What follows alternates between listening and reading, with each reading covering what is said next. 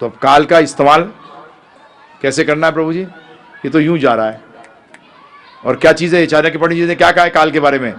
हर चीज को खरीद सकते हो, परंतु समय को लाखों करोड़ों सोने की मुद्राओं से भी खरीद नहीं सकते। जो निकल गया वो आने वाला नहीं है। सबसे पेरिशेबल कमोडिटी है बिजनेसमैन के लिए। नहीं कहते मेरा समय कीमती है, पैसा नहीं। क्यों? क्योंकि समय से पैसा कमाता है। समय कीमती क्यों है प्रभु जी? क्योंकि समय से पैसा कमाता है, पैसे से समय नहीं कमाता वो। तो जिससे जो चीज कमाई जाती है वो ज्यादा महत्वपूर्ण हो जाती है ना प्रभु जी। तो इसी तरीके से इस काल का, इस समय का सदुपयोग करिए। अब प्रश्न उठता है कि कैसे करें? वहां आ गया कर्म, पांचवी चीज। जीव बता चुका हूं, भगवान के बारे में चर्चा कर चुका हूं, प्रकृति के बारे में चर्चा कर चुका हूं, काल के बारे में चर्चा कर रहा हूं। काल के बारे में समाप्त करने से पहले बता दूं, वैकुंठ में सिर्फ वर्तमान है। जब वो समय, ध्यानपूर्वक जिसे साइंस पढ़ रखी है, सफेद लाइट होती है किसकी?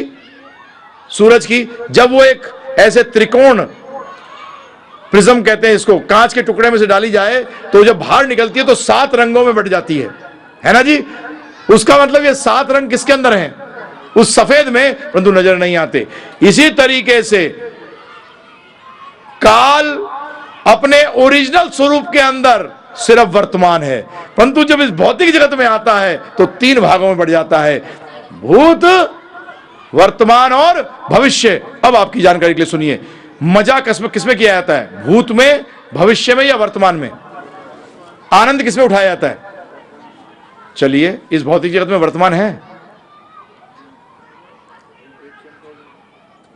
जो चला गया वो भूत, और जो क्षण आने वाला है वो भविष्य। तो वर्तमान कहां है प्रभु जी? जो क्षण चला गया वो क्या है? पास्ट, भूत। और जो अगला क्षण आने वाला है वो क्या है? भविष्य। जब ये 7 जो रंगों में बंटता है, इसमें सफेद होता है क्या? नहीं होता इसमें सफेद। ये सफेद से माइनस होता है। यहां हकीकत में देखा जाए भूत और भविष्य ही है प्रभु जी। जब भी बासी चीज को क्या खाएं, और जो अभी तक आई नहीं उसको क्या खाएं? बीच में तो इतना सही है प्रभु जी।